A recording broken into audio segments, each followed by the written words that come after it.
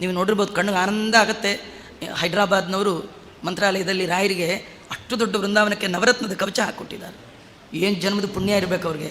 2 ಕಣ್ಣು ಸಾಲದು. ರಾಯರು ಅವರು 2 ವಸ್ತ್ರ ಇರ್ತಿತ್ತಂದು, ಇಡೀ ವರ್ಷ 2 ವಸ್ತ್ರದಲ್ಲಿ ಕಳೀತಿದ್ರು. 3ನೇ ವಸ್ತ್ರ ಇಲ್ಲೇ ಇಲ್ಲ. ಇವತ್ತು ನಮಗಿಂತೂ ನಮ್ಮ ಮನೇಲಿ ನಮ್ಮನ್ನೇ ಹೊರಗೆ ಹಾಕ್ಬಿಡ್ಬೇಕು, ಅಷ್ಟು ವಸ್ತ್ರ.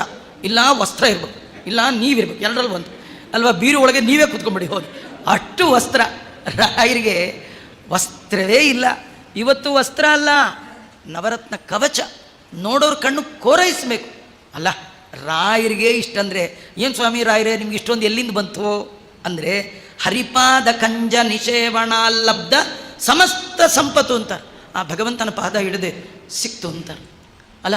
ರಾಯರು ಹಿಡಿದದ್ದಕ್ಕೆ ಇಟ್ಟು ಸಿಗೋದಾದರೆ, ಇವು ಹಿಡಿದದ್ದಲ್ಲ, ಬ್ರಹ್ಮದೇವರು ಹುಟ್ಟಿದ್ದು ದೇವರ ನಾಭಿಯಲ್ಲೇ ಹುಟ್ಟಿದ್ದಾನೆ ಅಂದಮೇಲೆ ಅವನಿಗೆ ಇನ್ನೆಷ್ಟು ದೇವರು ಕೊಟ್ಟಿರಬೇಡ.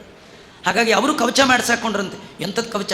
ಕವಚಂ ಧಾರಯಾಮಾಸ ನವರತ್ನ ಸಮಾಕುಲಂ. ಅದು ಬಂಗಾರದ್ದು ನವರತ್ನ. ಅಲ್ಲಿ ಮಚ್ಚೆ, ಪರಕತ, ಗೋಮೇದಿಕ, ಪುಷ್ಯ, ರಾಗ, ಮುತ್ತು, ರತ್ನ, ಹವಳ ಇವೆಲ್ಲ ಸುಮ್ಮನೆ ಕೇಳಕ್ಕೆ ಚೆನ್ನಾಗಿ, ಕೇಳಕ್ಕೇನೋ ಕೇಳಿ ನೋಡಿ. ನಿಮ್ಗೆ ದುಡ್ಡಿತ್ತು ಅಂತ ತಿಳ್ಕೊಳ್ಳಿ. ಆಚಾರ್ಯ ನೀವು ಹೇಳ್ದಂಗೆ ನನಗೂ ಒಂದು ನವರತ್ನ ಕವಚ ಮಾಡಿಸ್ಕೋಬೇಕು ಅಂದ್ಕೊಂಡಿದ್ದೀನಿ. ನೀವೇನಾರು ಅಪ್ಪಿ ತಪ್ಪಿ ಕವಚ ಹಾಕ್ಕೊಂಡೋ ಏನಾರು ಹೋದರೆ, ನಾ ಯಾವಾಗ ಹೇಳೋದು, ನೆಕ್ಲೆಸ್ ಅಂತಿರುತ್ತಲ್ಲ, ಶ್ರೀನಿವಾಸ ಹಾಕ್ಕೊಂಡ್ರೆ ನೆಕ್ಲೆಸ್ ರೀ, ನಾವು ಹಾಕ್ಕೊಂಡ್ರೆ ನೆಕ್ಕೆಲೆಸ್ಸು ಆಗಬಾರ್ದು ಅಂತಿದ್ರೆ ಅದೆಲ್ಲ ಶ್ರೀನಿವಾಸನ ಯೋಗ್ಯತೆ ರೀ. ಅಷ್ಟು KG ಗಟ್ಟಲೆ ಬಂಗಾರ ಹಾಕ್ಕೊಳ್ಳೋ ಶ್ರೀನಿವಾಸನ ಭಕ್ತರಾದಂತಹ ಮಂತ್ರಾಲಯ ಪ್ರಭುಗಳ ಯೋಗ್ಯತೆ ವಿನ ನಮಗೆ ಯೋಗ್ಯತೆಯೂ ಇಲ್ಲ. ಇರೋ ಒಂದುಂಗ್ರ ಹಾಕ್ಕೊಳ್ಳಿಕ್ಕಾಗದೆ ಅದನ್ನೇ ಬೀರುಲಿಟ್ಟು ಹಾಕ್ಕೊಳ್ಳೋದೇ ಇಲ್ಲ. ಕೆಲವರು ಬಂಗಾರ ಬೆಳ್ಳಿ ಎಲ್ಲ 2 ಸತಿ ತೆಗಿತಾರೆ.